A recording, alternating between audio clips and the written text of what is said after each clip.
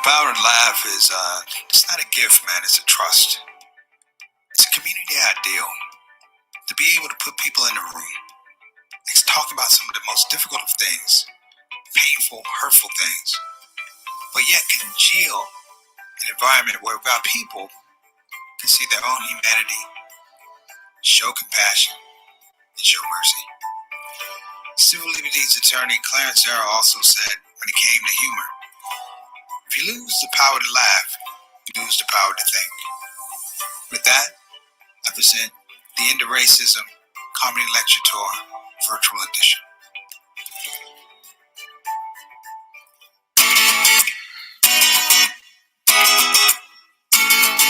I think racism is the reason why you never ever see any black people in tanning commercials.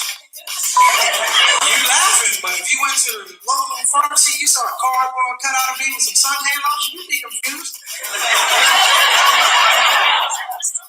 It's a killer. They don't tell you this. It affects everybody. Guess what? Racism affects white people too. But they don't tell you. That's why I'm here. Work with me here. Black people got Black History Month. I'm Muslim. Muslims have Ramadan. Latinos have Latino Month. What do my white brothers and sisters have? Nothing. You don't have a Caucasian Awareness Month or Black Appreciation Day or a White Day or a Moscow or Johnson or Richard Month or Hopefully you don't help a pale cause. Nothing. Put out your right hand. Extend 5 fingers. I call this the 5. It's about thinking about language. Freedom. I believe there's always 5 letters to let us know just how close we are. 5 letters. Think outside the box. Here we go. You can count on it. 5 letters. I believe we all exist. EXIST. Here on Earth, 5 letters by virtue of the fact we're all human nature remain. Therefore, it doesn't matter whether you're black 5 letters, white 5 letters, Asian 5 letters, or Latino, like the older age. That ain't true.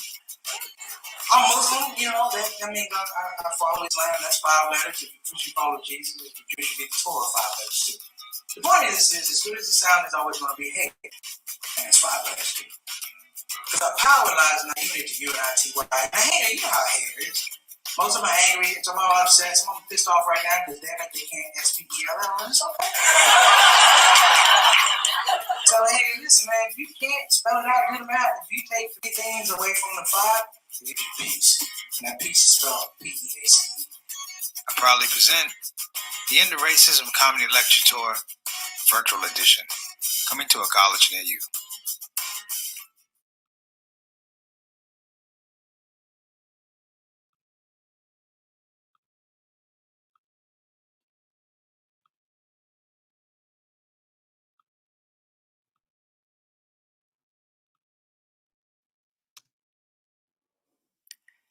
Hey everybody, Assalamu alaikum. Hope you're having a wonderful day. Make sure that you hit the subscribe button and the notify button so you'll know when you're getting new episodes. And we just want to grow this project. I thank you in advance. Without further ado, let's get it rolling. The ShOUT Show.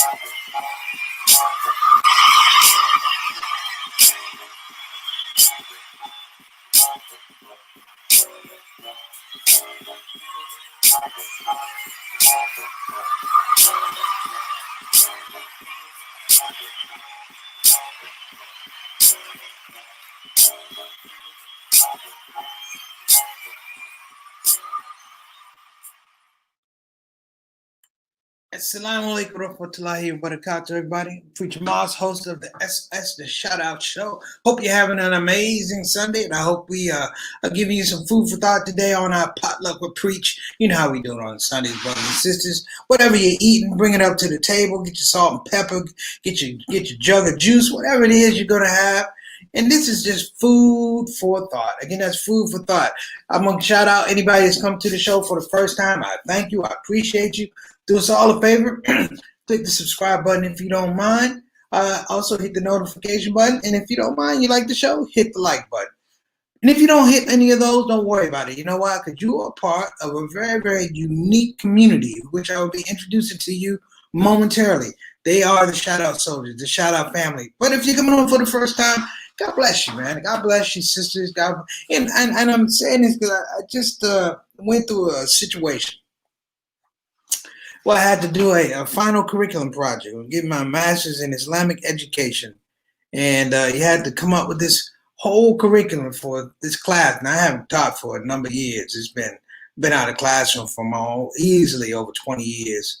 But it just brought back a lot of memories of dealing with students, young lives, and the smell of a classroom, the grit of chalk, the screech of chairs going across the floor, and the noise of kids, the loving, chaotic, nerve-wracking, beautiful noise of kids coming in to a place where they felt safe.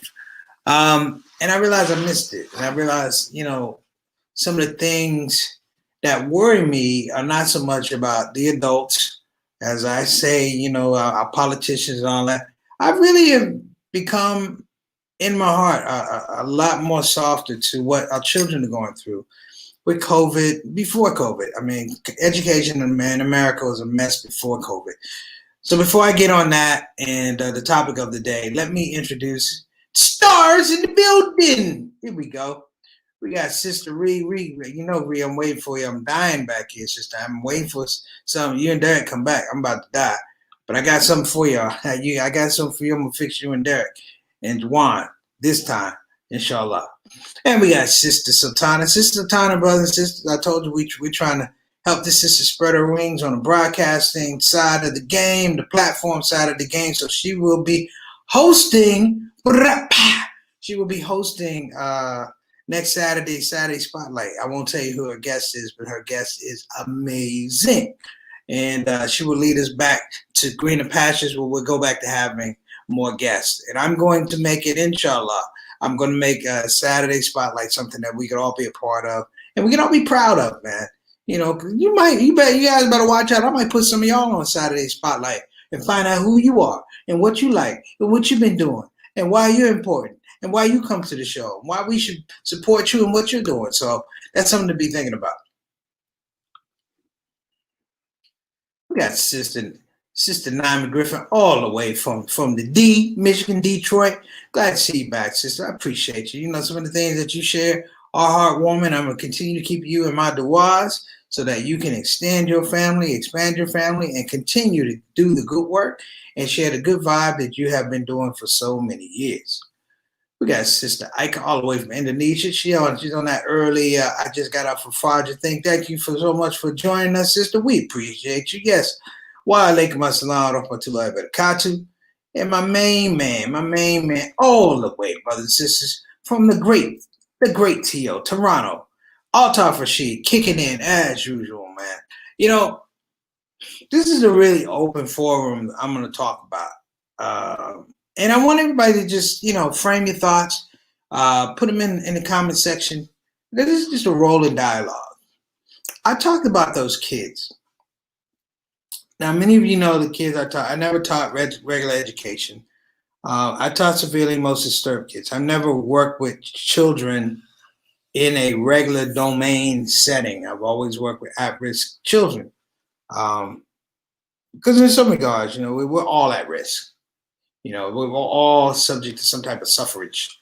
But these kids had caught difficult breaks early on in their lives, and it's like, okay, man, there's a place for education.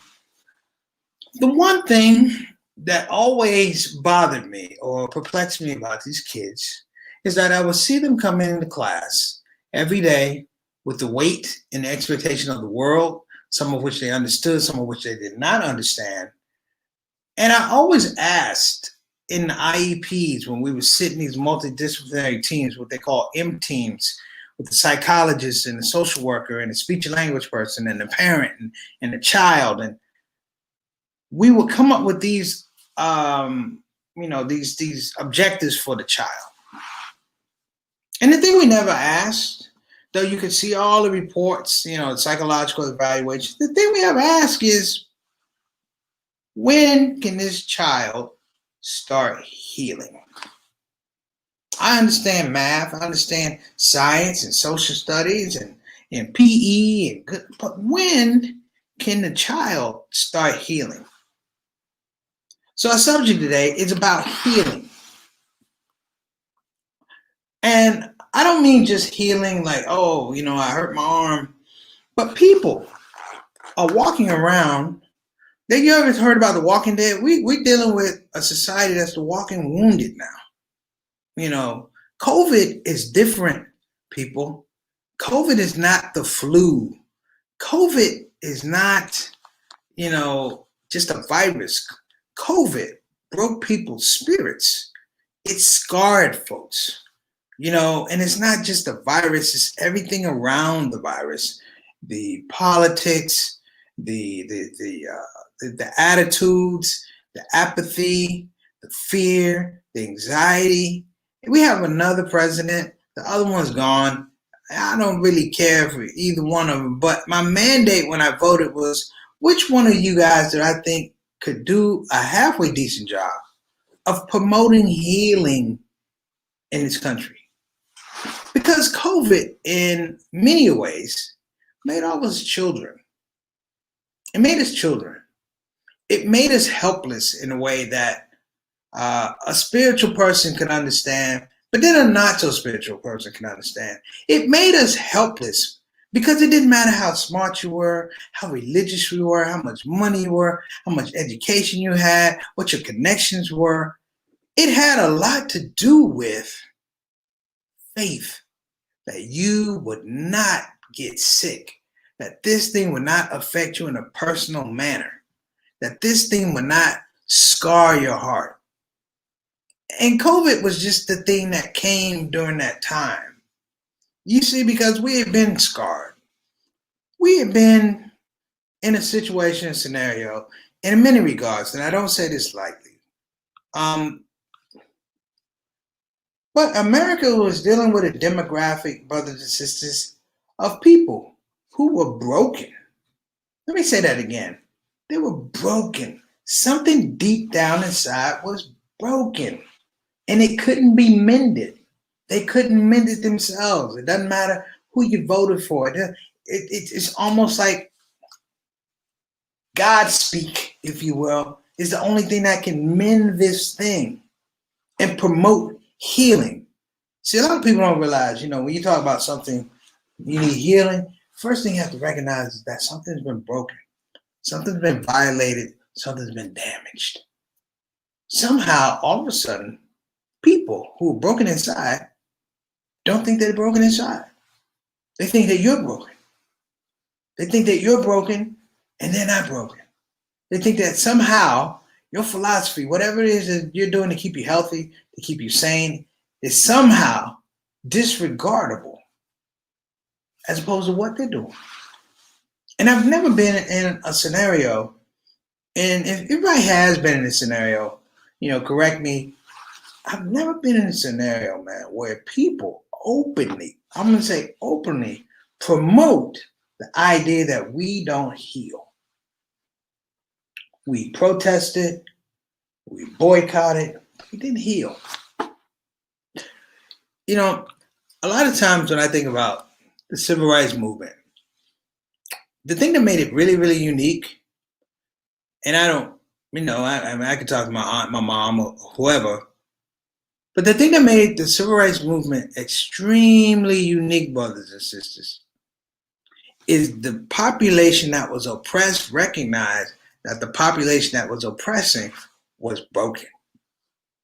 And in that way, they did not want to be them. In that way, they didn't want success or victory that way. And it's interesting to now watch folks, and this is the weirdest time ever for me. I've never been around so many damaged, scarred, broken people who are in power. These folks are in power. The damaged folks, yeah, making decisions on me and you. The broken people, yeah, promoting not healing because they're not healing. They don't know how. Yes, it's the adage, what do hurt people do? They hurt other people. That is an Amazing concept, brothers and sisters. But the thing is, we still have to deal with it. The thing is, even though I'm saying it, it doesn't stop a damn thing. And these people occupy spaces, occupy positions, occupy thoughts that are not on a ground level, grafted, or even remotely paying attention to the humanity that we need to get through the day, to get through the week, to get through the month, from point A to point B. Could it be, possibly, at some point in time, we made it out of fashion to heal? You remember all the self-help books? Remember the self-help, the self-help gurus who help you do this and help you do that? Remember all the psychologists and the therapists and that, and we had all these people help you. You know what? I went on Instagram, and you know what? They have all these ads and stuff. It's amazing how many people want to help you for a fee. How many people want to help you for a subscription? Let's go deep. How many people want to help you for a like or subscribe? Don't even know the people. We have no idea who these people are we're talking to. I'm blessed because I can look in the comment section and I know these people. We've developed a relationship, a rapport. And that's all a barakah of Allah subhanahu wa ta'ala. I'm here to tell you. But let me even go further. And let me give a shout out to Miss Eleanor. Hey, Miss Eleanor, how you doing? Miss Eleanor is an angel. She watches my mom. She's a soldier. She's like a NOI. She's like a FOI, NOI, FOI. That's just I'm glad you had a good time with your family. I heard about Thanksgiving. Yeah, I heard y'all couldn't even get out the house. Y'all ate and fell asleep with the TV on. That's why electric bill's so high. All right, love you, Miss Eleanor. Could it be that we are a society in some regards that don't trust healing? We don't trust sharing our vulnerabilities with people because we're worried that people are going to perceive us differently. Not understanding that if you aren't honest or you're not transparent, people are going to perceive you differently for a different reason. I've learned something. I learned a lot of things this election cycle. I learned that I need to communicate with my neighbor more. I learned that the person on the other side of the aisle, the Trump supporter, even the Proud Boys, I've learned that they don't see the same things that I see in terms of news feeds, information. You know, I talked about that thing on Netflix. I hope you got to see it, The Social Dilemma. And it talked about how people could be totally diametrically opposed. Like you have apples over here and you have oranges over there. And the fact of the matter is, social media shows you what you want to see because they know that it's addictive. They know that they can keep you longer. So they don't introduce democratic ideas with Republicans, and Republicans don't introduce Republican ideas with Democrats. So blacks don't talk to whites, rich don't talk to the poor, the haves don't talk to the have-nots, the religious don't talk to the non-religious, the straight don't talk to the gay. I mean, I can be going on and on and on and on and on and on and on and on. But without that information, but without that engagement, they can't be healing. They can't be healing. Someone once asked me, I think it was an interview over in Amsterdam. It was Amsterdam. And they had a guy, Geert Wilders, who was very anti-Muslim. I mean, he dogged out Muslims, he dogged out the Quran. And they asked me in the interview, what do you think about Geert Wilders? And I said, that man's in pain. See, when you have to make up things about somebody to stay angry or to say distress or create anxiety or chaos for your own level of comfort, you're in pain. I'm not a big fan of Donald Trump, but I wasn't surprised this man wouldn't leave the White House. He's been living a life of pain. He's a damaged individual. We all see it now. Well, we've been seeing it, but now you see it play out because, in some regards, even being honest, some folks were like, man, white folks, they done fell off. He had been falling off. My biggest fear with Donald Trump was that we would put a damaged individual in a power position and he would do what he knows best, which is damage other things. And it's not to pick on the guy. It's not to pick on. My mom taught me, hey, what's going on, mama, son? Yeah, that's right. There's too much money profit in dealing with broken people. I didn't think of it like that, Mom. That's true. That's true. That is true. Because think of prisons.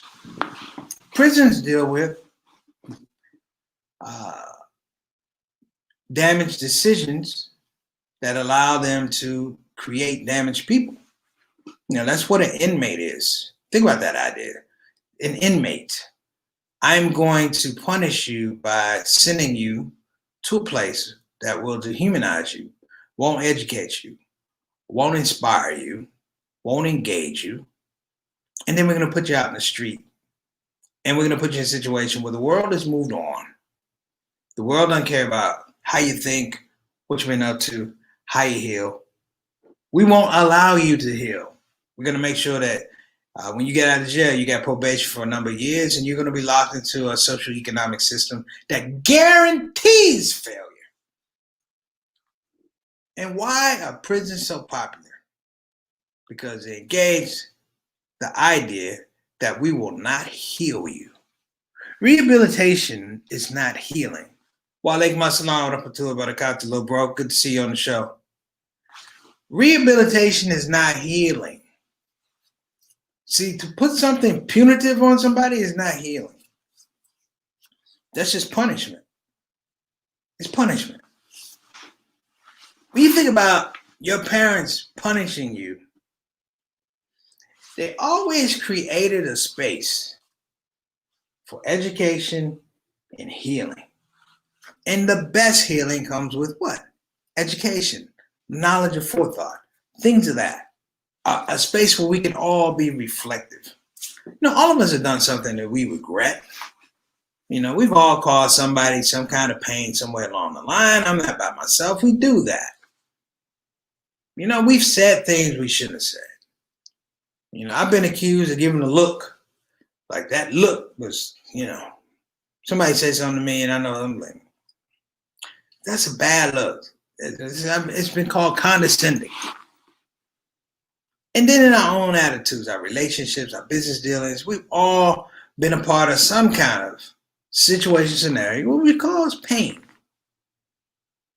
And a big part of growth and maturity is being able to recognize that about ourselves. That we've done it, and two, we have the capability to do it. But understanding you have the capability to cause somebody pain also says you have the capability to promote healing.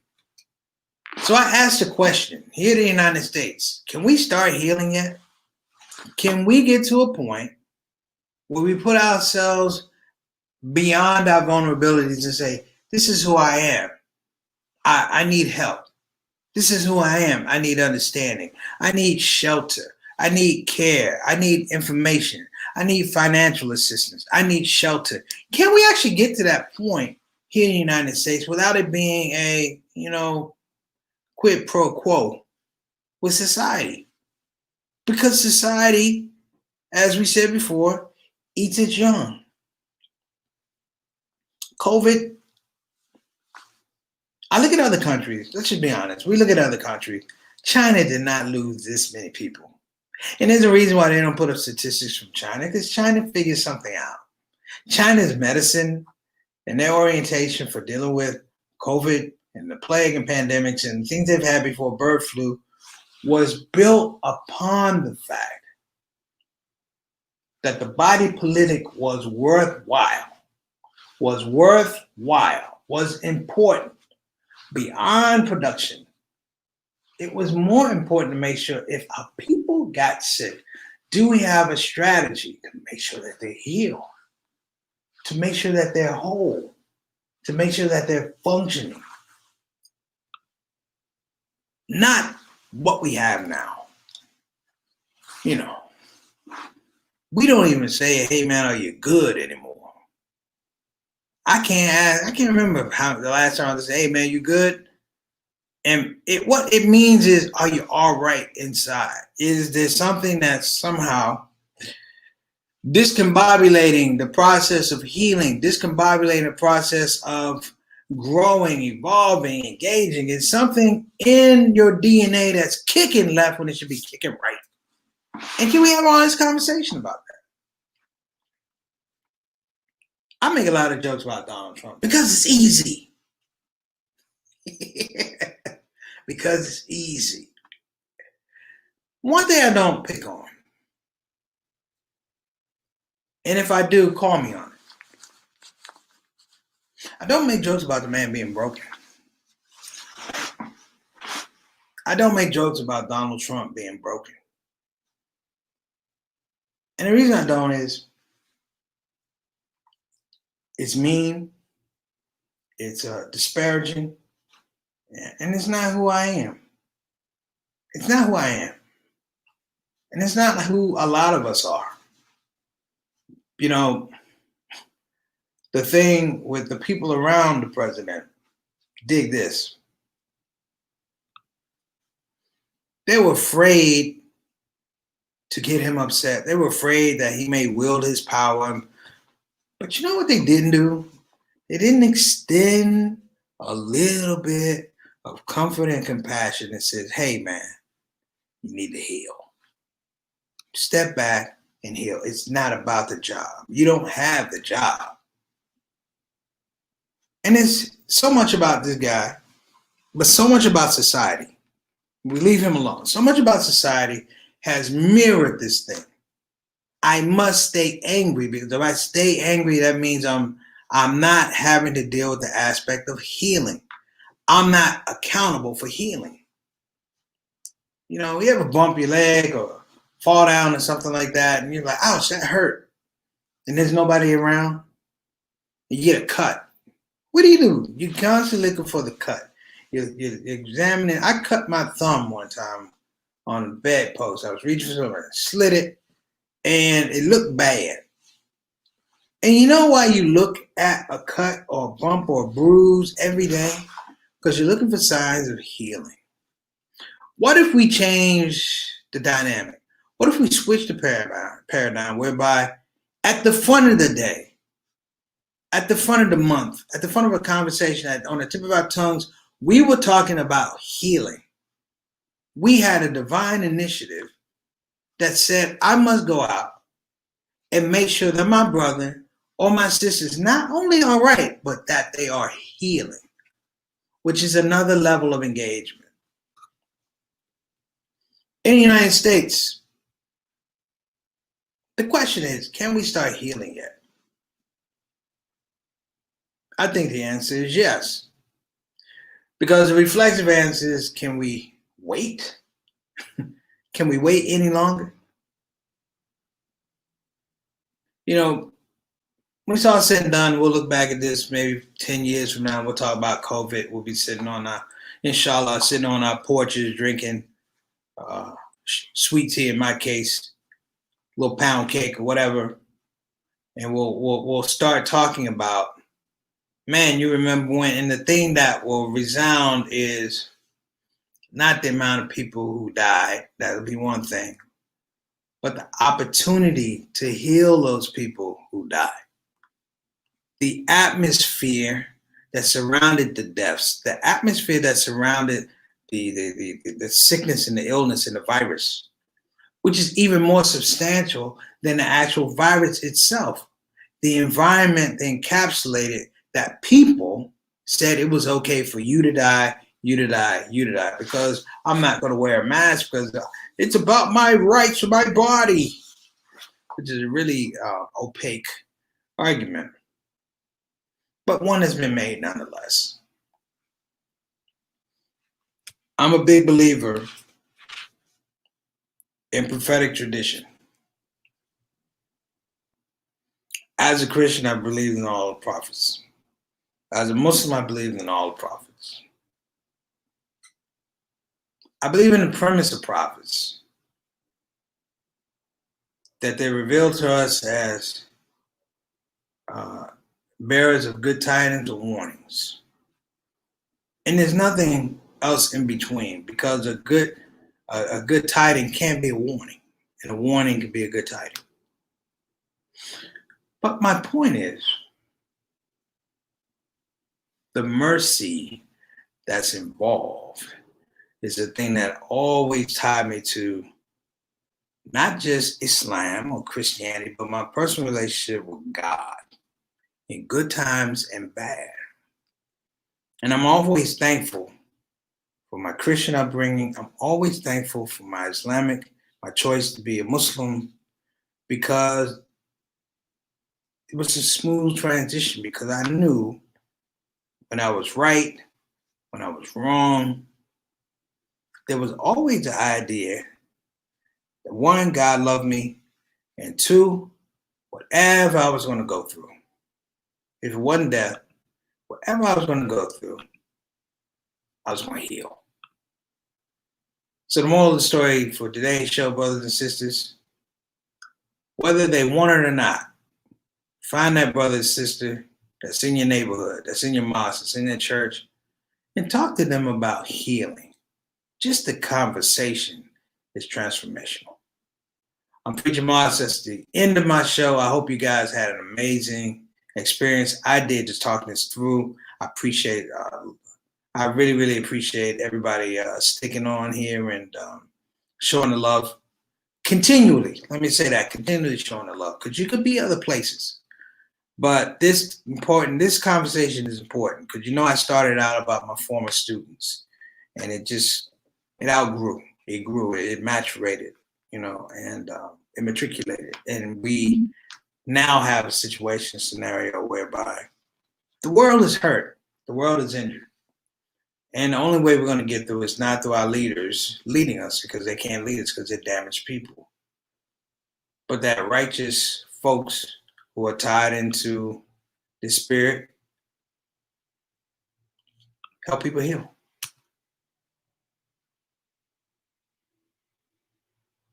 Hey everybody, this is your brother Preacher Moss. Listen, I hope that you enjoyed your Shout Out Show experience. We'll be back with the next show, the next Shout Out Show. A simple ask before you go, please